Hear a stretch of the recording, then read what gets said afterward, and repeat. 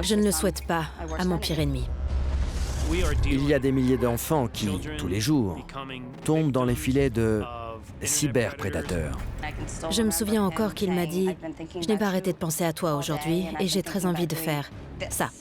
Une innocente victime et une inspectrice déterminée nous font plonger dans l'univers glauque des cyberprédateurs sexuels. Il a commencé à poser des questions sur mes 2 jeunes filles. Il était particulièrement explicite vis-à-vis de ce qu'il voulait faire. Il jouait à un jeu et il a fini par se retrouver coincé dans une situation totalement inextricable. Personne ne veut croire que des êtres aussi abjects puissent exister. Pour Vanity Fair, le journaliste Mark Boden a mené l'enquête. Son récit a été publié dans les pages du magazine sous le titre « Traque sur Internet ». Le voici en images.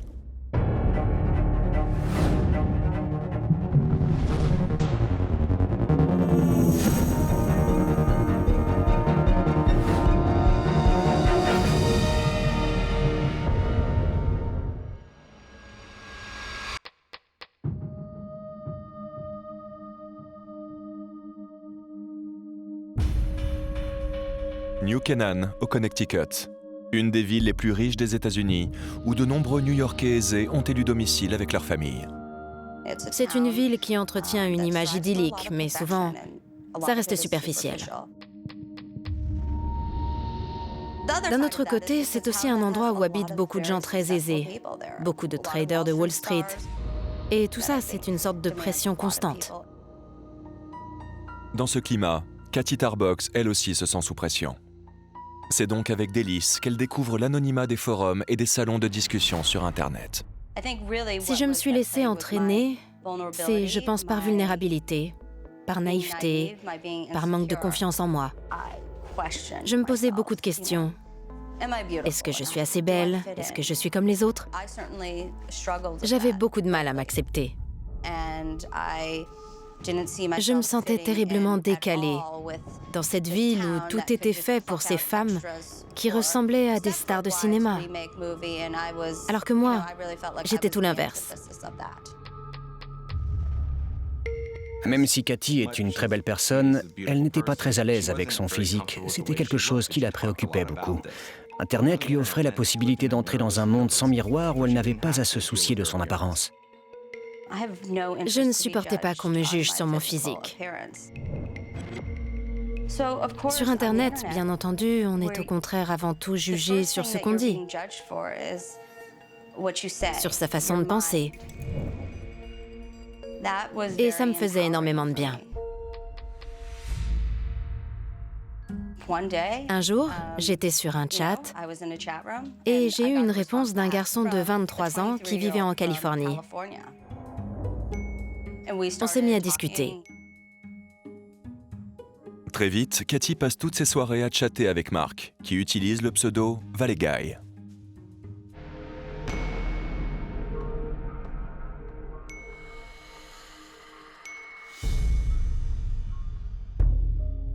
Il m'a dit qu'il avait fait ses études à l'université de Pennsylvanie et qu'ensuite il était parti s'installer en Californie où il était avocat. Il m'a demandé ce que j'aimais dans la vie. Je faisais de la natation à haut niveau. Et à l'époque, je prenais des cours de piano et je jouais beaucoup de Mozart. J'avais trouvé une personne qui avait les mêmes goûts que moi. C'était super de partager ça avec quelqu'un. On ne peut jamais savoir où ce genre de discussion va mener. Mais après quelques mois, c'était vraiment devenu mon confident. Très vite, Mark va passer à la vitesse supérieure. Il est 1h du matin et elle dort profondément quand soudain elle est réveillée par la sonnerie de son téléphone. Elle décroche et découvre que c'est ce type à qui elle a donné son numéro. La première fois qu'on s'est parlé, j'étais toute contente. Kathy raconte que même si elle a été un peu effrayée du fait qu'il l'appelle aussi tard, elle était aussi flattée. J'étais ensorcelée par l'attention qu'il me portait. Par ce regain de confiance en moi et d'estime de moi que je ressentais. Il était devenu la première personne à qui je m'adressais. Celui qui se souciait vraiment de mon bien-être, de ce qui comptait pour moi et qui était là pour moi. Au fur et à mesure que leur relation progresse, Mark ne cache pas ses sentiments pour Katie. Et il a envie d'aller plus loin. Un jour, il a dit comme ça qu'il aimerait me rencontrer et qu'il était prêt à prendre l'avion pour me retrouver. Katie lui confie alors qu'elle doit bientôt se rendre au Texas pour une compétition nationale de natation. Pour Mark, c'est une occasion en or. C'est le moment de lui dire que si elle le souhaite, il est prêt à la rejoindre sur place. Je lui ai donné le nom de mon hôtel et on s'est dit qu'on se retrouverait une fois sur place. Je ne sais même pas comment j'envisageais les choses. Je suis donc partie à Dallas en sachant que j'allais enfin pouvoir le rencontrer. Je pensais qu'il appellerait ma chambre d'hôtel. Elle pense qu'après sa compétition, Mark va se manifester et qu'ils vont pouvoir se voir pour discuter, mais au contraire, il ne donne pas de nouvelles. Je me suis dit qu'il n'avait peut-être pas pu venir. Ce soir-là, alors qu'il est 21h passé, le téléphone sonne. Elle est déjà couchée. Elle décroche, entend que c'est lui et lui demande ce qui lui est arrivé. Il lui explique que son vol a eu du retard, qu'il est arrivé plus tard que prévu, mais que maintenant qu'il est là, il aimerait vraiment la voir. Ravi de pouvoir enfin voir l'homme qui occupe tant ses pensées, Katie part à sa rencontre. Elle frappe à la porte de sa chambre, mais lorsqu'il lui ouvre, elle se trouve face non pas à un jeune homme tout juste sorti de l'université, mais à quelqu'un qui pourrait être son père. Je me suis tout de suite sentie mal à l'aise. Je me suis rendu compte que c'était un adulte que j'avais en face de moi. Je n'aurais pas su dire s'il avait 35 ou 50 ans, mais en tout cas, il était bien plus vieux que moi. Katie, elle, vient juste de fêter ses 14 ans.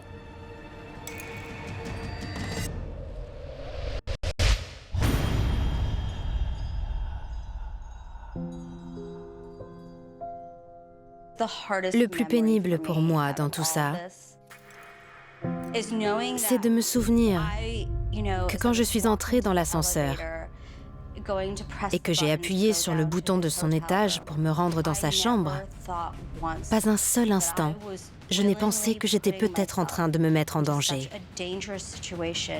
Je n'ai jamais eu peur de ce qui pourrait m'arriver.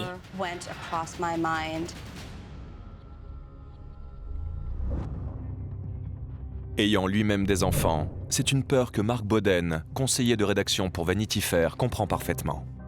Mais l'enquête qu'il va mener en 2009 sur les cyberprédateurs sexuels va l'amener à découvrir qu'il s'agit d'une menace souvent mal comprise, même si elle est à l'origine de nombreuses craintes.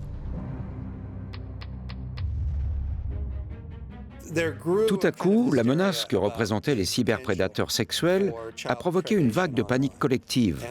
Plusieurs études ont été réalisées. L'une d'entre elles, commanditée par le ministère de la Justice, est arrivée à la conclusion qu'un enfant sur 7 avait déjà été approché par un cyberprédateur sexuel.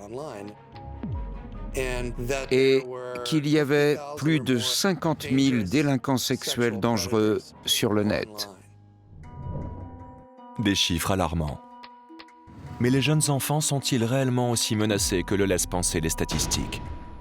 Pour comprendre ce qui motive les cyberprédateurs, Boden décide d'en traquer un. Ses recherches le mènent jusqu'en Pennsylvanie.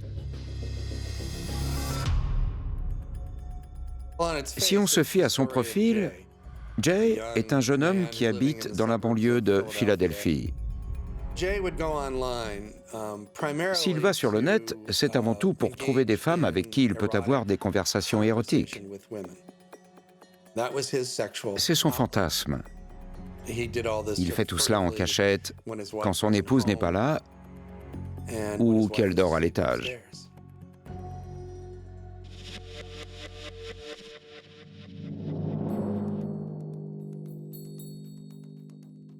Un soir d'automne 2005, Jay est connecté sur une chatroom lorsqu'il tombe sur un profil alléchant. Une femme qui utilise le pseudo Heather Cutie Pies. De son côté, Jay se fait appeler Parafling.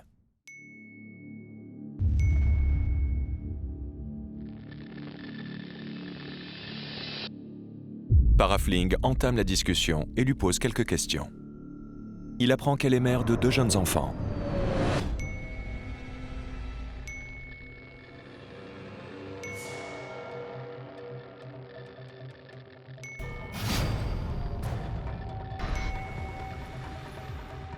Au fur et à mesure, il devient totalement obsédé par cette femme, Heather Cutie Pies. Mais derrière ce pseudonyme se cache en réalité Michelle Deary, une détective du comté de Delaware qui travaille sous couverture.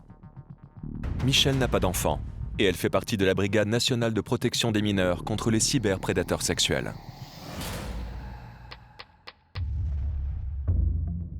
J'ai été embauchée spécialement pour enquêter sur ce genre d'affaires. Je voulais travailler avec les enfants, mais je ne savais pas trop dans quel domaine ce serait. On m'a proposé cette affectation et j'ai trouvé le travail très intéressant et innovant. Après 10 années au sein de la brigade, Deary est devenue experte dans l'art de repérer et appâter les cyberprédateurs potentiels.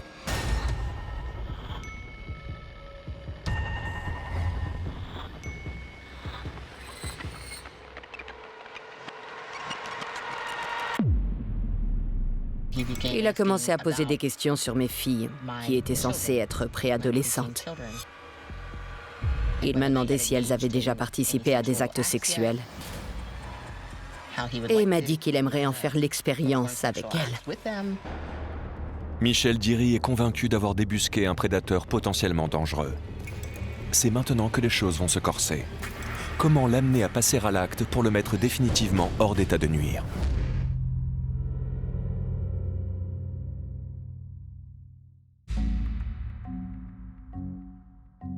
La détective Michelle Deary travaille sous couverture. Son champ d'action, le net. Son rôle, protéger les enfants des cyberprédateurs sexuels. Je me souviens des premières fois où j'ai discuté avec des gens de ce milieu. Ils m'envoyaient gratuitement par mail de la pornographie enfantine.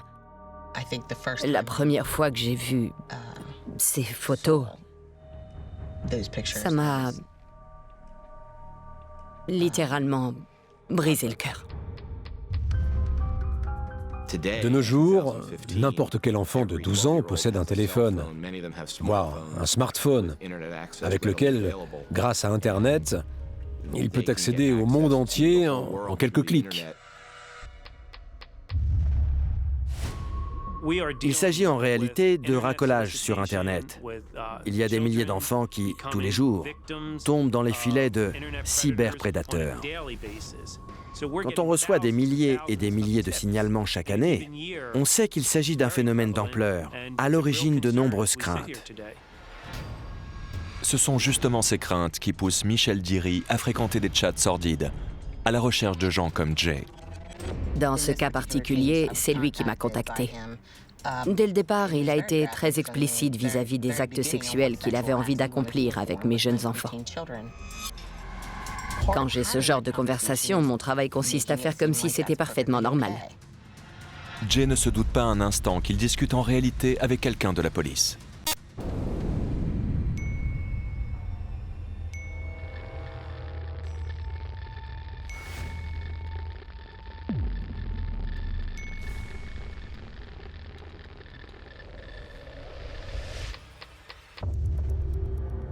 Ce n'est pas un crime que d'avoir des fantasmes. Même la pédophilie en soi n'est pas un crime. C'est seulement le fait de passer à l'acte qui l'est. Si une personne exprime des fantasmes de cet ordre, est-ce qu'il y a de fortes chances qu'elle passe ensuite à l'acte et commette un délit dans la réalité? Je suis sûr que Michelle Deary en est convaincue. C'est une chose d'avoir des fantasmes qu'on qualifiera de déviants. Mais pour certaines de ces personnes, qui commencent par aller sur les chats juste pour en parler, très rapidement, ça ne suffit plus. Deary va donc devoir amener Jay à se dévoiler. Restera-t-il au stade des fantasmes pervers ou est-il au contraire prêt à passer à l'acte et à commettre un véritable délit? Sur mon profil, je disais que j'étais en Pennsylvanie. Il avait l'air de connaître la ville où j'habitais.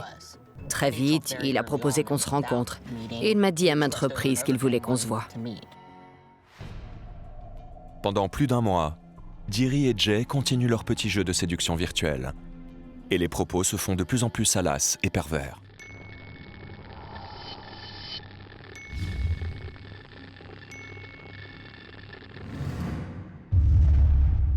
Cela fait maintenant 2 mois que Diri travaille à appâter Jay. Mais si elle ne parvient pas à le faire venir à sa rencontre avec l'intention de commettre un délit, ses efforts pourraient être réduits à néant. Le problème, c'est que chaque fois qu'elle essaye d'organiser un rendez-vous, il insiste pour la rencontrer d'abord toute seule. Mais pour le coincer, elle a besoin de prouver qu'il vient avec l'intention d'avoir des rapports sexuels avec ses filles. Si on lit, comme je l'ai fait, la transcription de leur conversation, on voit très clairement qu'elle essaye de le pousser dans cette direction. Et lui, je crois qu'il s'est vite rendu compte que s'il voulait assouvir son fantasme et rencontrer cette femme dans la réalité, il fallait qu'il joue le jeu et dise qu'il partageait ses intérêts. Et ce qui l'intéresse, elle, c'est l'intérêt qu'il porte à ses filles. 5 semaines après leur premier contact, Jay accepte de la rencontrer dans un fast-food. Il a suggéré une heure à laquelle il était disponible pour me rencontrer avec mes 2 filles. Et moi, je lui ai donné le lieu de rendez-vous qui était censé se trouver tout près de l'endroit où je vivais. C'est à ce moment-là qu'il lui fait part d'une dernière pensée prophétique. Il m'a dit, « Cette nuit, j'ai rêvé que je venais et que tu étais de la police et que je devais me suicider parce qu'il était hors de question que j'aille en prison. » Jay aurait-il démasqué Diri? Ou prendra-t-il le risque de venir à leur rendez-vous pervers?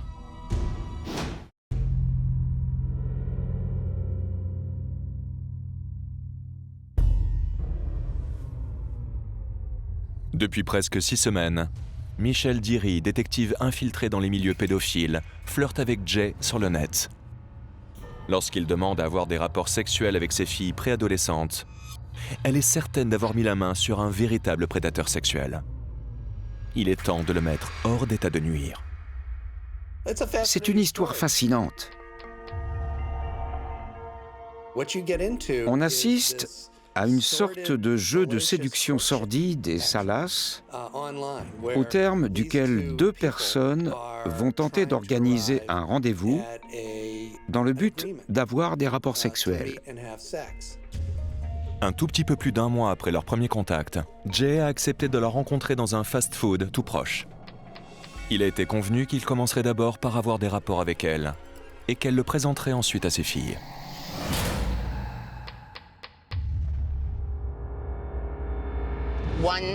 Une unité banalisée se trouvait à la sortie de l'itinéraire bleu sur le boulevard. Son rôle était de localiser le véhicule qu'on recherchait. Jay s'est préparé, il s'est fait beau. Il s'est arrêté en route pour acheter des préservatifs. Il avait pris avec lui un sac rempli de sextoys et de jouets sadomaso. Et il s'est rendu au fast-food. Un véhicule banalisé le suivait depuis cette sortie. J'avais 5 ou 6 unités dans cette zone. Une autre ici, pour que toutes les entrées et sorties soient couvertes. Quand il est arrivé sur le parking et qu'une autre voiture est venue se placer derrière lui, il a d'abord cru que c'était un chauffard qui avait failli le percuter. Les véhicules l'ont encerclé pour l'empêcher, évidemment, d'aller où que ce soit. Après quoi, on l'a fait descendre de sa voiture, on lui a passé les menottes et fait monter à l'arrière d'un véhicule de patrouille. Quand on l'a arrêté, Jay était horrifié. Je crois qu'il se rendait très bien compte que les apparences étaient entièrement contre lui. Je suis toujours stupéfaite de voir qu'ils viennent vraiment. Stupéfaite qu'ils passent à l'acte, qu'ils franchissent ce seuil qui va faire d'eux un délinquant. Il est humilié, il a honte. Il essaie désespérément de s'expliquer. Et bien entendu, personne n'écoute les raisons qu'il essaie de donner. Je crois que c'est toute leur vie qui défile devant leurs yeux. Leur monde s'effondre complètement.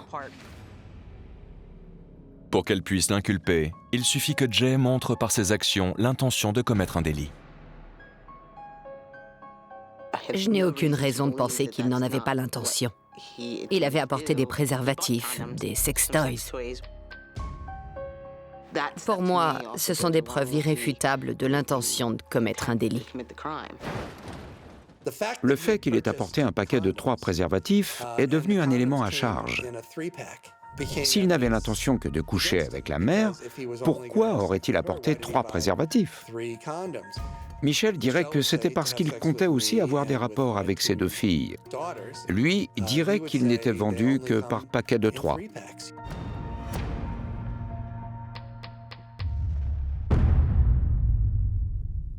Je suis intimement convaincu que si Michel avait été une vraie mère de famille, il aurait eu des rapports sexuels avec ses enfants. Croyez-moi, il m'a fallu avoir l'estomac bien accroché pour supporter la perversité de leurs échanges. Mais les seuls enfants présents dans toute cette histoire étaient fictifs. C'était une invention de Michel Diry. Je pense qu'il jouait à un jeu et qu'il a fini par se retrouver coincé dans une situation totalement inextricable.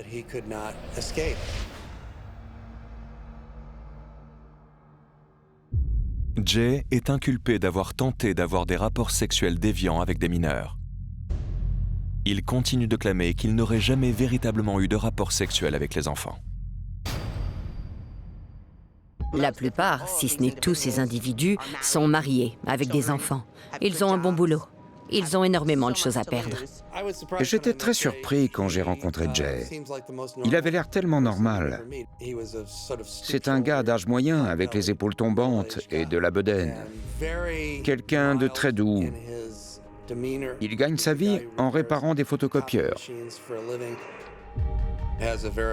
Il est très malheureux en ménage, n'a aucune vie sexuelle à part celle qu'il fantasme sur le net. Ce qu'il dit, c'est qu'il n'avait aucune intention d'avoir des rapports sexuels avec les enfants, que toutes ces choses qu'il a dites à Michel Diry faisaient partie du jeu, du fantasme, et qu'il n'a eu ces propos que pour séduire cette femme. Il était particulièrement explicite vis-à-vis de ce qu'il voulait faire et dans sa manière de décrire les actes sexuels, ce qui pour nous était la preuve qu'il y avait pas mal réfléchi.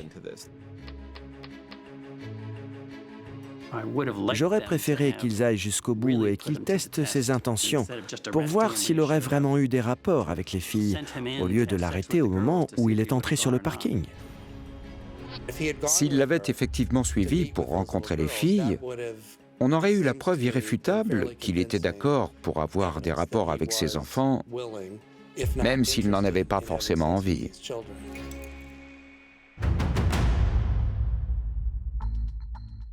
18 mois plus tard, Jay choisit de négocier avec la justice plutôt que de risquer un procès. Il est condamné à 1 an de prison et 10 ans d'inscription au registre des délinquants sexuels. Si Jay continue d'affirmer qu'il n'a jamais eu l'intention d'aller au bout du fantasme, à sa place, d'autres n'hésitent pas. 9 ans plus tôt, à Dallas, un homme qui se fait appeler Mark est déterminé à rencontrer une jeune fille de 14 ans, tout ce qu'il y a de plus réel. Cela fait maintenant des mois que Kathy Tarbox discute tous les soirs avec Mark, l'ami qu'elle a rencontré sur Internet.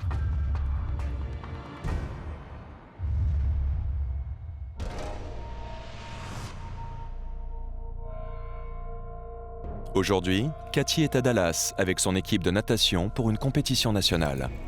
Sa mère les accompagne. Kathy et Mark ont secrètement prévu de se rencontrer et doivent se retrouver à l'hôtel. Elle avait envie de le rencontrer, il lui tardait de le voir. Et c'est à ce moment-là que Mark l'a appelée pour lui proposer de se retrouver.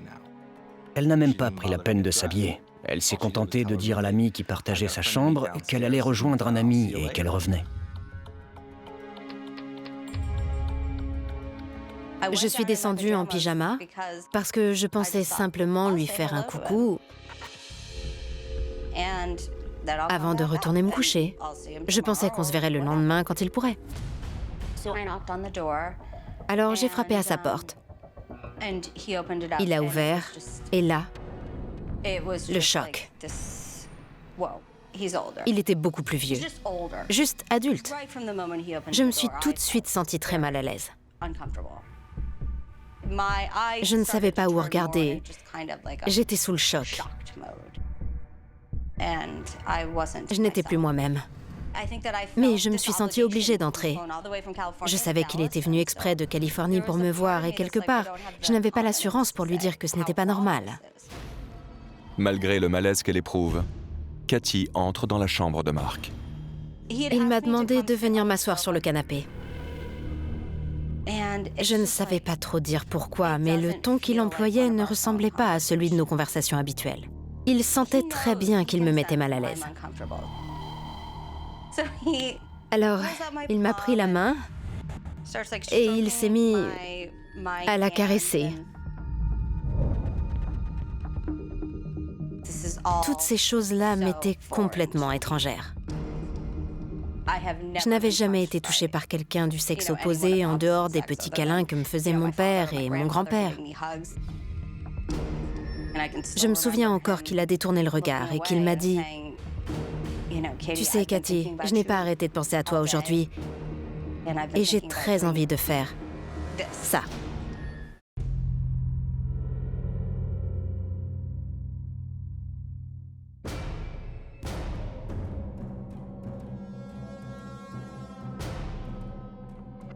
Cathy Tarbox se trouve dans un hôtel de Dallas avec un homme qu'elle a rencontré sur Internet. Elle vient d'avoir 14 ans. Lui en a 41.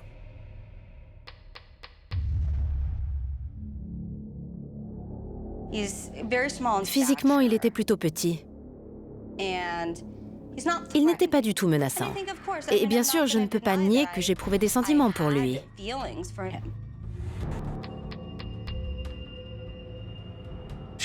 Elle a envie de croire qu'il y a vraiment quelque chose de sérieux entre eux. Je me souviens encore qu'il a détourné le regard et qu'il m'a dit « Tu sais, Cathy, je n'ai pas arrêté de penser à toi aujourd'hui et j'ai très envie de faire ça. » À ce moment-là, il lui saute dessus. Il pose ses mains sur ses seins. Et puis, il l'embrasse et lui fourre sa langue dans la bouche. Puis, ses mains descendent vers l'entrejambe. Il essaie de passer sa main dans son bas de pyjama et elle commence à se débattre.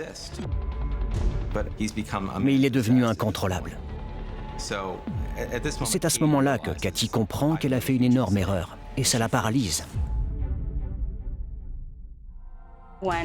Je me souviens que quand on parlait de ce genre d'agression en cours, je me disais toujours « Pourquoi est-ce que la fille ne s'enfuit pas ?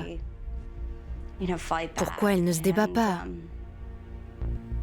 Mais moi aussi, je suis restée totalement paralysée, comme détachée pendant qu'il continuait à me toucher.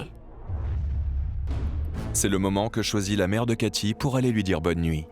Mais en entrant dans sa chambre, elle découvre que sa fille a filé. Elle était sortie nous acheter à manger, et quand elle est revenue et qu'elle a vu que j'avais disparu, elle a interrogé tout le monde. Heureusement, j'avais dit à une copine où j'allais. Sa mère contacte immédiatement le personnel de sécurité de l'hôtel. Mark entend alors quelqu'un frapper à la porte en criant « Est-ce que Cathy Tarbox est là ?» Il décide de mentir et répond « Non ». Il ne voulait pas ouvrir la porte. Il m'a fait signe de ne pas faire de bruit.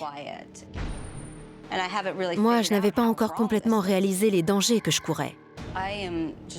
J'avais juste terriblement honte. Je me demandais dans quoi je m'étais embarquée. À ce moment-là, une voix d'homme s'élève et dit « Je suis avec la mère de Cathy, elle ne partira pas tant qu'on n'aura pas fouillé la chambre. Ouvrez cette porte. » Il a compris qu'il n'y avait pas d'issue. Alors il a fini par ouvrir. Ma mère était là. Je voyais qu'elle était dans tous ses états. J'avais toujours fait en sorte qu'elle soit fière de moi. Je savais que je l'avais énormément déçue et j'avais terriblement honte. La mère de Cathy et l'agent de sécurité de l'hôtel entrent dans la chambre et Cathy leur dit tout de suite « Il ne s'est rien passé ». La sécurité de l'hôtel contacte la police qui interroge Mark. Il continue de clamer qu'il n'a pas tenté d'agresser Cathy, qu'ils n'ont fait que discuter. Le policier est revenu me voir et m'a dit « Cet homme est un pédophile ». Je ne savais même pas ce que ça voulait dire. Je vivais dans un monde qui était bien loin de tout ça. Et puis il a ajouté Vous savez, mademoiselle, on a discuté 5 minutes avec lui. Vous lui parlez depuis des mois. Il ne s'appelle pas Mark, mais Frank. Et il n'a pas 23 ans, mais 41. Ça m'a fait un choc énorme parce que j'ai soudain compris que je ne connaissais rien de cet homme à qui je m'étais confiée.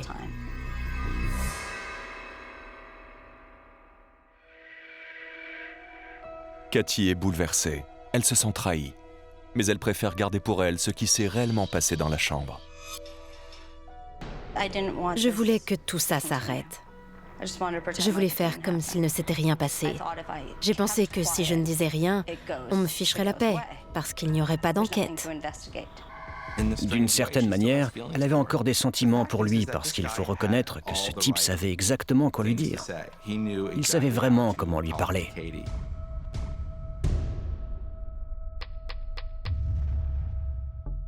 La technique préférée des prédateurs qui approchent leurs victimes sur le net, c'est celle du conditionnement. Bien sûr, ce n'est pas par hasard qu'il lui parle comme ça. Il suit un script très précis. Il sait très bien ce qu'il faut lui dire pour la faire venir à lui. Ce que la plupart des gens appellent aujourd'hui le conditionnement, j'en parle depuis les années 80. J'appelle ça la phase de séduction. Il n'a pas entamé la discussion en disant « Viens, on va faire des jeux sexuels ». C'était très soft, au contraire. Il lui demandait plutôt comment elle vivait son adolescence, le genre de musique qu'elle écoutait. Ces individus sont prêts à attendre que la jeune fille fasse son chemin. Et tout l'intérêt de cette technique, c'est justement de ne pas avoir à lui mettre un couteau sous la gorge ou à la forcer à faire quelque chose contre son gré. Il la conditionne, il la séduit pour qu'elle devienne ce que j'appelle docile. Ken Lanning a développé le profil de la victime docile lorsqu'il travaillait au FBI. Dès qu'il a réussi à amener l'enfant à faire quelque chose d'interdit, il sait qu'il le tient. Il va jouer sur sa culpabilité et sa honte, parce que l'enfant sait qu'il a fait quelque chose qu'il n'aurait pas dû faire. Cathy est interrogée à plusieurs reprises sur ce qui s'est passé dans la chambre d'hôtel de Mark. Mais elle refuse toujours d'avouer qu'elle a été agressée. Sans pouvoir faire la preuve d'un quelconque délit, la police est obligée de relâcher l'homme qu'elle connaît sous le nom de Mark. Ce dernier retourne immédiatement en Californie. Cathy maintient qu'il ne s'est rien passé. Elle essaie de protéger Mark parce qu'elle se sent coupable de ce qui s'est passé. Dans sa tête, elle fait partie elle aussi de cette relation. Une relation qui a totalement dérapé, mais dont elle fait partie quoi qu'il en soit. Ça arrive relativement souvent qu'une victime change sa version des faits. Et c'est ce qui s'est passé dans mon cas. Il m'a fallu quelques jours pour digérer tout ça. Et pour me rendre compte que c'était un adulte qui avait abusé d'une enfant. Donc, après 4 jours, elle se rend compte qu'il faut qu'elle dise la vérité à sa mère.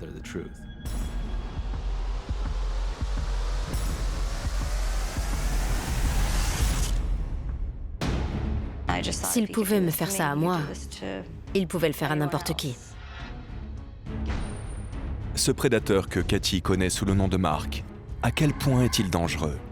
Est-il possible que Cathy ne soit pas sa première, ni sa dernière victime?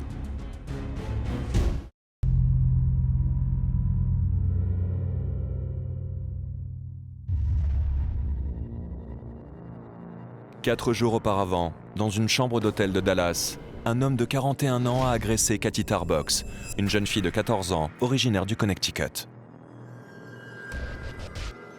Elle a jusque-là menti sur ce qui s'était réellement passé, mais elle a finalement décidé de tout révéler à la police.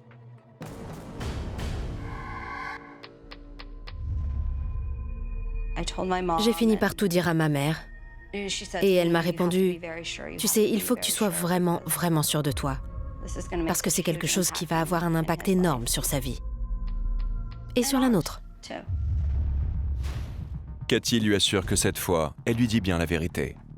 Sa mère contacte alors la police de Dallas. Ils nous ont demandé si on voulait porter plainte contre lui. Et on a pris la décision de le faire. En 1996, les cyberprédateurs sont un genre inédit de délinquants. D'un point de vue juridique, l'affaire est une première. Les agressions sexuelles n'ont rien de nouveau. Les agressions sexuelles sur mineurs non plus. Mais lorsqu'elles sont orchestrées sur Internet, qu'est-ce qu'on fait? À l'époque, personne n'a encore été inculpé ou condamné pour racolage sur mineurs sur Internet. Le procureur a alors décidé que l'affaire tombait sous le coup du Communication Decency Act de 1996. President Clinton signed the Communications Decency Act as part of the telecommunications law in February. Le Communication Decency Act était à l'origine une loi visant à réguler la pornographie sur Internet. Mais Cathy ayant été piégée sur Internet, le parquet voit l'occasion d'établir un précédent législatif. La plupart des procureurs préfèrent ne pas porter ce genre d'affaires devant un tribunal, parce que c'est souvent la parole de l'un contre celle de l'autre. Mon affaire les intéressait parce qu'ils avaient conscience que le développement d'Internet pouvait contribuer à l'augmentation du nombre de prédateurs. C'était une affaire difficile parce qu'il n'y avait aucun précédent. Il faudra attendre 2 ans, mais l'audacieuse stratégie finira par porter ses fruits. Plutôt que de risquer un procès, Frank Kufrovich, qui est accusé d'avoir employé le net pour piéger un mineur et l'amener à avoir des relations sexuelles illégales, plaide coupable. Pour la première fois, Cathy va apprendre qui est vraiment son ami. Il m'avait dit qu'il venait de Pennsylvanie, qu'il était parti s'installer en Californie et qu'il était avocat. En fait, il avait étudié le droit à Los Angeles. Il m'avait dit qu'il travaillait dans la finance. C'était en gros ce que j'avais compris. La police retrouvera aussi la trace de 3 autres victimes présumées. Aucune d'entre elles ne portera jamais plainte pour agression. D'autres victimes ont toujours refusé de porter plainte et il n'a donc jamais été inquiété pour ces agressions. Personnellement, j'ai beaucoup de compassion pour ces filles parce que je sais que ça peut être très, très dur à vivre. Kufrovich sera condamné à 18 mois d'emprisonnement, 3 ans de mise à l'épreuve et restera toute sa vie fiché comme délinquant sexuel.